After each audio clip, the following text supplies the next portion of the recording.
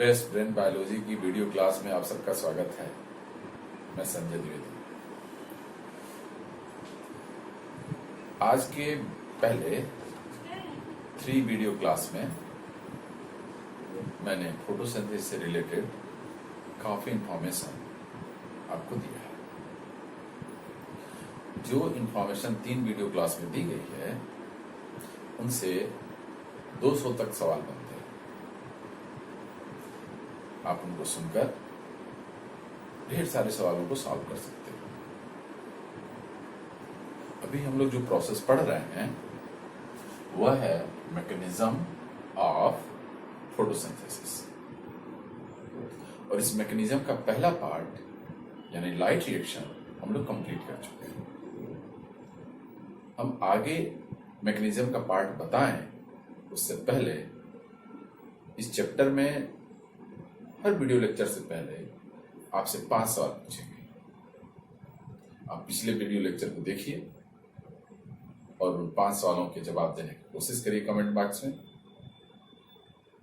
उन जवाबों का आंसर मैं जरूर दूंगा, और जो सवाल इस वीडियो लेक्चर पूछूंगा अगले वीडियो लेक्चर में उसका आंसर शुरू में ही मैं दे दूंगा। तो आज के सवाल हम पहले पूछ लेते हैं जिनका आंसर पिछले वीडियो लेक्चर से आना है। पहला सवाल है, फोटोसिंथेसिस में किस कंपाउंड का रिडक्शन और किस कंपाउंड का ऑक्सीडेशन होता है? Which compound is reduced and which one is oxidized during photosynthesis? The question number 2, किस फोटोसिंथेटिक पिगमेंट में मेटल मैग्नीशियम पाया जाता है?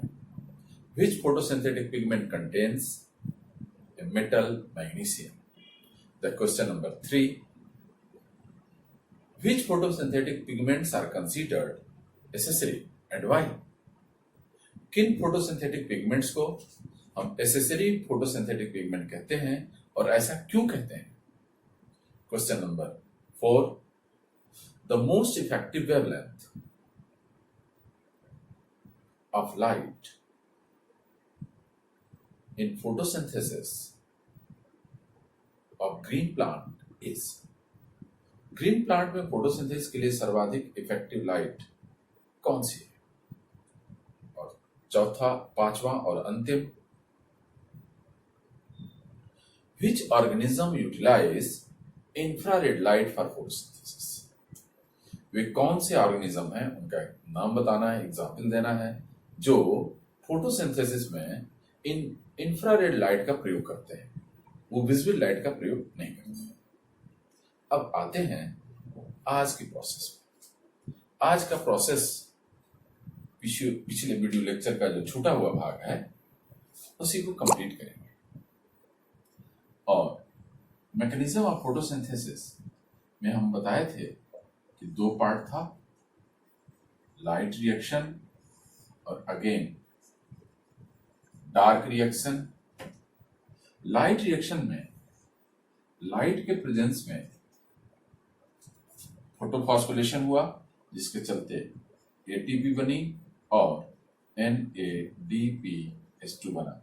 साथ ही में नॉन साइक्लिक फोटोफॉस्फोरिलेशन के दौरान मॉलिक्यूलर ऑक्सीजन बना था जो गैसेस होने के कारण एटमॉस्फेयर में डिस्चार्ज हो गया। ड्यूरिंग डार्क रिएक्शन में क्या होने वाला है बहुत ही इंपॉर्टेंट है, ध्यान से सुनिए मेरी बात को।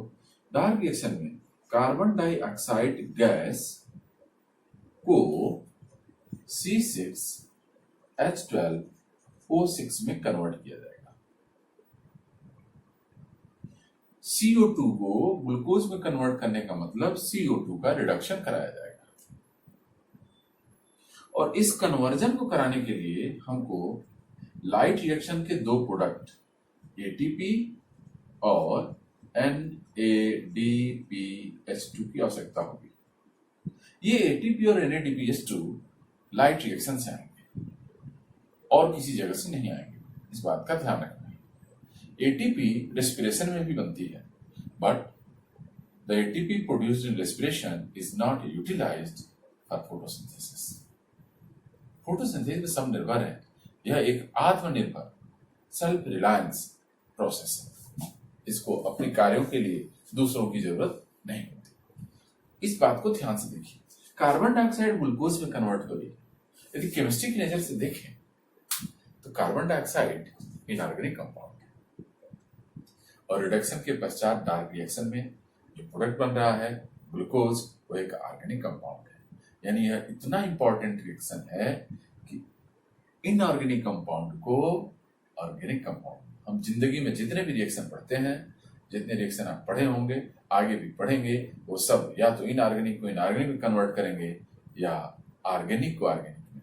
कोई भी ऐसा रिएक्शन फोटोसिंथेसिस के अलावा आपको उपलब्ध नहीं जो इनऑर्गेनिक को ऑर्गेनिक में कन्वर्ट करते हैं। और यही इसकी विशेषता, दुनिया में इसको फंडामेंटल प्रोसेस बनाती है। बताया जाता है कि photosynthesis is one of the most fundamental process present on earth because all activities of life directly or indirectly dependent on photosynthesis। कोई भी ऐसी प्रोसेस नहीं जिसको फोटोसिंथेसिस पर निर्भर न होना हो, और उसका मुख्य कारण है कि हमको किसी भी प्रोसेस को करने के लिए एनर्जी चाहिए और उस एनर्जी को रेस्पिरेशन में ऑक्सीडाइज करके प्राप्त करने के लिए ग्लूकोज चाहिए, जिसकी सप्लाई फोटोसिंथेसिस करती है। यदि फोटोसिंथेसिस न हो तो ऑक्सीडेशन किसका कराएंगे, किस ऑर्गेनिक कंपाउंड का ऑक्सीडेशन कराएंगे? क्योंकि सिर्फ और सिर्फ फोटोसिंथेसिस ही इनऑर्गेनिक को ऑर्गेनिक में बदलने की क्षमता रखती है। थोड़ा सा प्रोसेस आगे बढ़ाते हैं। यह एक कॉम्प्लेक्स प्रोसेस है और कॉम्प्लेक्सिटी को ध्यान में रखते हुए इसके स्टेप्स बनाए जाते हैं। जैसा हमने पहले ही बताया कि आप इसको बहुत ही इंपॉर्टेंट चैप्टर मान के पढ़ें। कोई भी ऐसा एग्जाम, नीट का, कोई भी बायोलॉजी से रिलेटेड एंट्रेंस का एग्जाम, कोई भी कॉम्पिटिटिव एग्जाम ऐसा नहीं है जिसमें बायोलॉजी का सवाल पूछा जाए और फोटोसिंथेसिस सवाल आए। यानी यह श्योर शॉर्ट चैप्टर है। सवालों की, क्वेश्चंस की संख्या एटलीस्ट 5 होती है फोटोसिंथेसिस से रिलेटेड क्वेश्चंस की संख्या, इसलिए बहुत ही ध्यान से सुनो। Dark reaction was discovered by F. Blackman. Dark reaction की खोज ब्लैकमैन ने की, इसलिए उनके सम्मान में डार्क रिएक्शन को ब्लैकमैन रिएक्शन भी कहते हैं। The steps of dark reaction take place in stroma of chloroplast। Dark reaction के स्टेप क्लोरोप्लास्ट के स्ट्रोमा में होते हैं। तीसरी, the steps of dark reaction do not require presence of light। Dark reaction को लाइट की उपस्थिति नहीं चाहिए, इसीलिए इसका नाम डार्क रिएक्शन है। अगली बात, dark reaction requires molecules of ATP and NADPH2। Dark reaction को ATP और NADPH2 के मॉलिक्यूल चाहिए, जिसकी सप्लाई लाइट रिएक्शन करता है। ध्यान से सुनिए, डार्क रिएक्शन को लाइट का प्रेजेंस नहीं चाहिए, बल्कि लाइट रिएक्शन का प्रोडक्ट ATP और NADPH2 चाहिए। इस तरह से dark reaction is always supported by light reaction. Dark reaction को लाइट का सपोर्ट नहीं, लाइट रिएक्शन का सपोर्ट चाहिए। अब डार्क रिएक्शन का डेफिनेशन सुनिए। Dark reaction is the part of photosynthesis which involves CO2 fixation and its conversion into glucose using molecules of ATP and NADPH2 of light reaction। फिर से बोल रहे हैं, डार्क रिएक्शन फोटोसिंथेसिस का एक part है जिसमें कार्बन डाइऑक्साइड गैस होने के कारण पहले उसको फिक्स करते हैं और फिर उस कार्बन डाइऑक्साइड को अंततः हम ग्लूकोज में कन्वर्ट करते हैं। और ऐसा करने के लिए प्रयोग किया जाता है मॉलिक्यूल्स ऑफ एटीपी और NADPH2 को, जो प्राप्त होता है लाइट रिएक्शन से। और और इसी वजह से हम कहते हैं dark reaction is always supported by light reaction. अब एक बात, CO2 गैस है और उसी को ग्लूकोज में कन्वर्ट होना है। हम गैस को तब तक कन्वर्ट नहीं कर पाएंगे सेल में किसी भी फॉर्म में जब तक कि वो फिक्स होना होगा। उड़ती हुई चीज को सेल कैसे कन्वर्ट करे? वह CO2 गैस पहले नंबर पे फिक्स की जाती है और इस फिक्सेशन के बाद उसको हम ग्लूकोज में कन्वर्ट करते हैं। बहुत ही ध्यान से सुनिएगा, CO2 को फिक्स करने के लिए एक नहीं 3 मेथड्स प्लांट्स में जो प्रोड्यूस करने वाले हैं वो CO2 को एक ढंग से नहीं 3 अलग अलग ढंग मालूम है जिससे वो फिक्स करते हैं।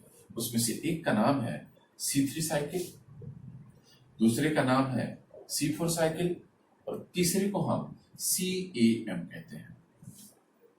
C3 साइकिल एक ऐसी प्रोसेस है जिसमें हम CO2 को फिक्स करें तो पहला कंपाउंड 3 कार्बन का होगा, इस वजह से इसका नाम C3 साइकिल है। C4 साइकिल एक ऐसी साइकिल है जिसमें CO2 जब फिक्स की जाती है तो उसका पहला स्टेबल कंपाउंड 4 कार्बन का होता है और इस वजह से उसको हम C4 साइकिल कहते हैं। और इन दोनों से डिफरेंट एक नया ढंग CAM प्लांट्स यूज करते हैं CO2 को फिक्स करने के लिए। इस तरह से CO2 को फिक्स करने के लिए एक नहीं 3 ढंग है। अब अगला स्टेप, CO2 फिक्स हो गई, अब उसको हमें कन्वर्ट करना है ग्लूकोज में। यहां ध्यान रखना है कि CO2 फिक्स CO2 को ग्लूकोज में बदलने के लिए, ग्लूकोज बनाने के लिए जो प्रोसेस है वह एक है और उसका नाम केल्विन साइकिल है। केल्विन साइकिल, और इसी केल्विन साइकिल को हम C3 साइकिल कहते हैं। ध्यान दीजिए, ग्लूकोज बनाने का एक ढंग है, CO2 को फिक्स करने के 3 ढंग है। यानी Calvin cycle is universal method of dark reaction, क्योंकि डार्क रिएक्शन में तो ग्लूकोज बनेगा तभी पूरा होगा। हम जो C3, C4, CM बोलते हैं यह CO2 को फिक्स करने के ढंग के आधार पर बोलते हैं। ग्लूकोज बनाने का तो एक ही ढंग है और उस ढंग का नाम C3 साइकिल है, खोजने वाले का नाम केल्विन साइकिल, केल्विन। इस बात का ध्यान रखें। यानी हम एक एक करके CO2 को फिक्स करने के ढंग के आधार पे ग्लूकोज का बनना पढ़ेंगे और उसमें से पहले नंबर पे है केल्विन साइकिल।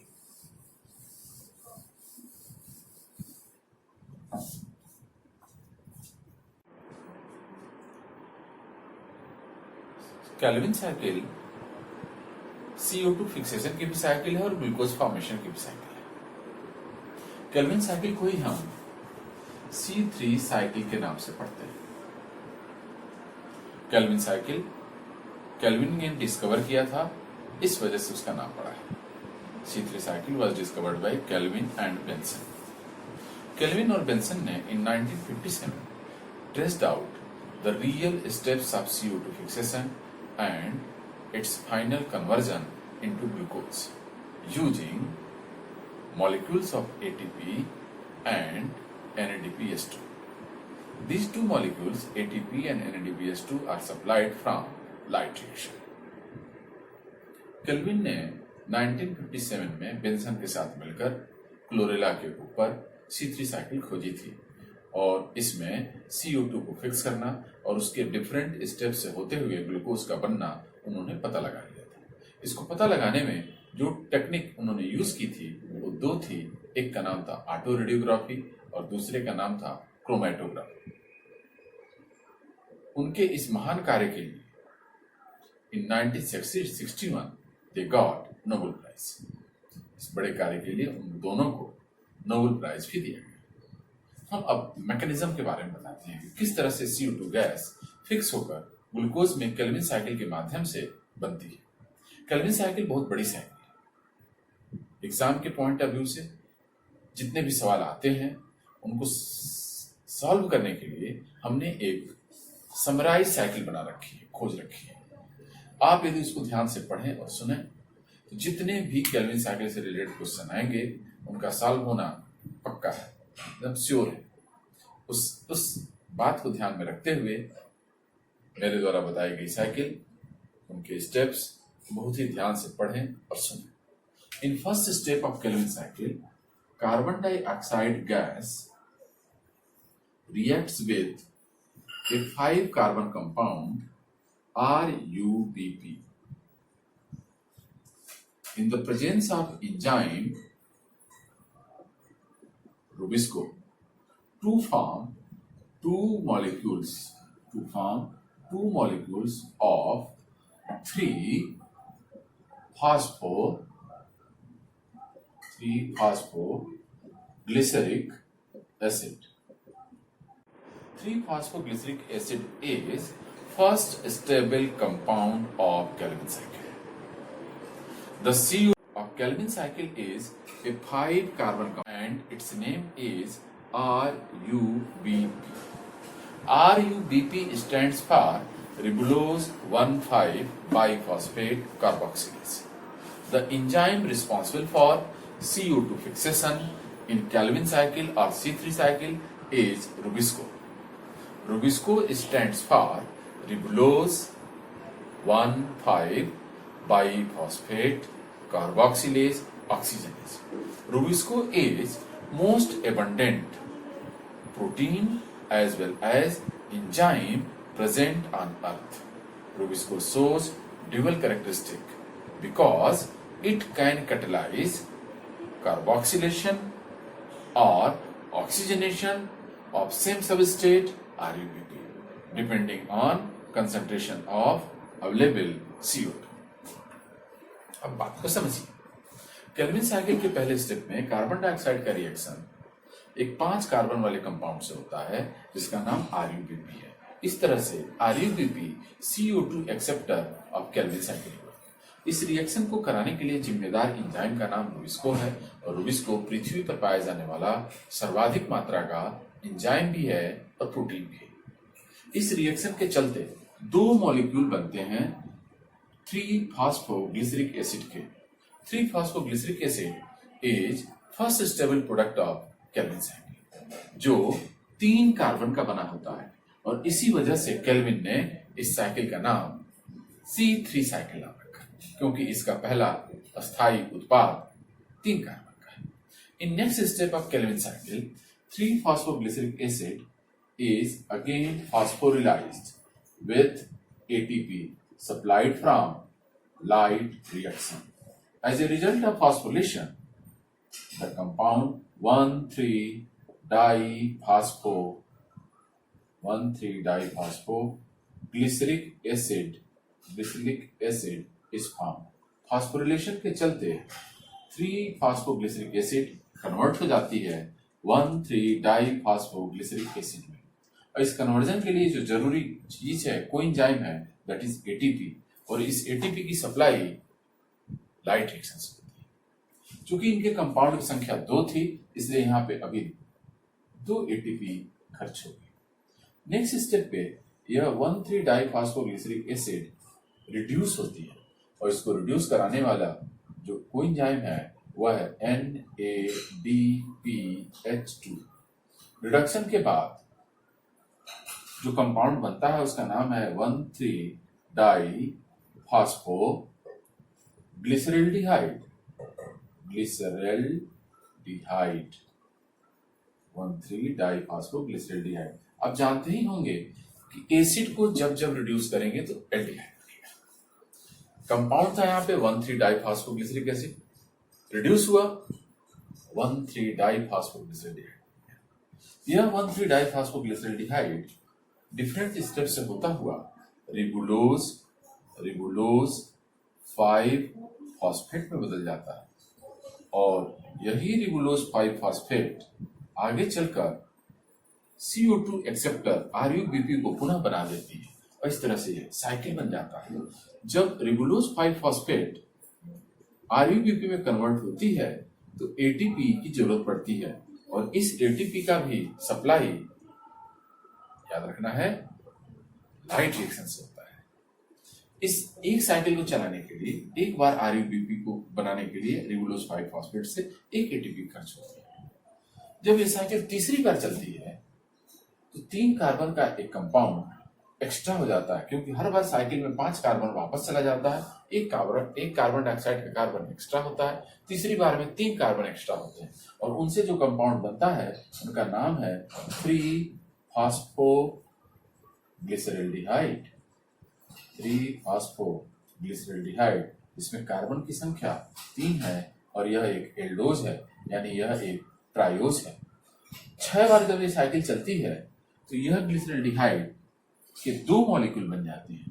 3 बार चलने पे 1 और 6 बार चलने पे 2 मॉलिक्यूल बनते हैं, जो आपस में मिलकर 2 ट्रायोज हो जाते हैं और आपस में मिलकर एक हेक्सोज बनाते हैं, जिसका नाम फ्रक्टोज 1,6 डाइफॉस्फेट है और इसी का आइसोमर ग्लूकोज है, जिसमें कार्बन की संख्या 6 है। अब ध्यान देना है कि ग्लूकोज को बनाने के लिए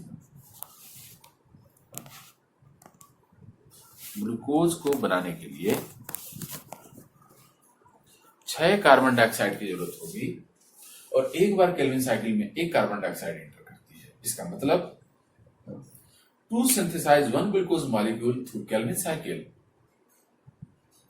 साइकिल ऑपरेट्स 6 टाइम्स। 6 बार चलेगी, अन्यथा यह प्रोसेस नहीं चलेगी। आगे की बात यह है, एक ग्लूकोज बनाने के लिए इस प्रोसेस को जब 6 बार चलाएंगे तो पहला स्टेबल कंपाउंड जो 2 मॉलिक्यूल बन रहा था 12 मॉलिक्यूल बनेगा और इस तरह से इसको फॉस्फोराइज कराने के लिए जो 2 एटीपी खर्च हो रही थी और 12 एटीपी खर्च हो। इसी तरह से इस 12 मॉलिक्यूल फॉस्फोग्लिसरिक एसिड को रिड्यूस कराने के लिए 12 मॉलिक्यूल NADPH2 की जरूरत पड़ेगी, जो फाइनली NADP+ में कन्वर्ट हो जाएगा। और इस तरह से ये जब 6वीं बार साइकिल चलेगी, 6 बार चलेगी, तो रिबुलोज 5-फॉस्फेट को RUPP में कन्वर्ट होने के लिए हर एक बार में 1 यानी 6 बार में 6 एटीपी की जरूरत है। इस तरह से एक ग्लूकोज बनाने के लिए केल्विन साइकिल को 18 एटीपी की जरूरत होती है और एक ग्लूकोज बनाने के लिए केल्विन साइकिल को 12 NADPH2 की जरूरत होती है। यह जरूरत 6 बार चलाने के लिए, यानी एक बार केल्विन साइकिल चलाने के लिए 3 एटीपी चाहिए और 2 NADPH2 चाहिए। और ये कहां से आएंगे? लाइट रिएक्शन से आएंगे। इसका मतलब एक बार लाइट रिएक्शन चलने पर C3 प्लांट में 3 एटीपी बनेगी और 2 NADPH2 बनेगा। कोई पूछे कि पहला स्टेबल प्रोडक्ट केल्विन साइकिल का क्या है? आंसर है 3-फॉस्फोग्लिसरिक एसिड। पहले स्टेबल प्रोडक्ट में कितने कार्बन होते हैं? आंसर है 3 कार्बन होते हैं। केल्विन साइकिल को C3 साइकिल क्यों कहते हैं? क्योंकि इसका पहला स्टेबल प्रोडक्ट 3 कार्बन का होता है। CO2 को केल्विन साइकिल में पहली बार कौन एक्सेप्ट करता है? प्राइमरी CO2 एक्सेप्टर और first CO2 acceptor of Calvin cycle is, answer है RUBP। पूरा नाम है रिबुलोज 1,5-बाइफॉस्फेट। RUBP कितने कार्बन का होता है? 5 कार्बन का होता है। केल्विन साइकिल में CO2 का फिक्सेशन किस एंजाइम के हेल्प से होता है? आंसर है रुबिस्को। रुबिस्को पृथ्वी पर पाया जाने वाला सर्वाधिक मात्रा का प्रोटीन भी है और एंजाइम भी है और इसका नेचर ड्यूअल है। यह इसी RUBP का कार्बन डाइऑक्साइड से रिएक्शन यानी कार्बोक्सिलेशन करा सकता है और उसके न होने पे ऑक्सीजन से रिएक्शन यानी ऑक्सीजनेशन करा सकता है। रुबिस्को कुल 16 पॉलीपेप्टाइड चेन का बना होता है, जिसमें से 8 पॉलीपेप्टाइड के चेन लंबे होते हैं और 8 पॉलीपेप्टाइड के चेन शार्ट होते हैं। वह कंपाउंड जो केल्विन साइकिल में रिड्यूस होता है वह 1,3-डाइफॉस्फोग्लिसरिक एसिड है और वह कंपाउंड जो कार्बोहाइड्रेट है केल्विन साइकिल में पहली बार बनता है उसका नाम फॉस्फोग्लिसरल्डिहाइड है। And product of Calvin cycle is glucose. Glucose Calvin cycle का एंड प्रोडक्ट है।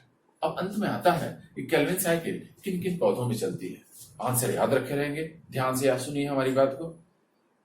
The examples of Calvin cycle are all members of algae, bryophytes, pteridophytes, gymnosperms and about 85% of angiosperms।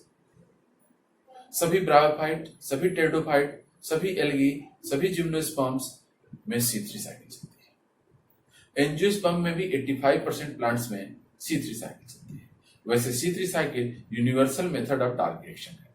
कुछ एंजियोस्पर्म के example जो आपको याद रखने हैं as example of C3 plant, तो याद रखिए इनका एग्जाम्पल है व्हीट, पैडी, ओट, इसके साथ साथ एट्रीप्लेक्स, हिस्टाटा, सनफ्लावर, कॉटन, मेज, सॉरी मेज नहीं है इसका एग्जाम्पल, एक्सेट्रा। इतना ही याद रखेंगे, आपका काम चल जाएगा। Thank you so much.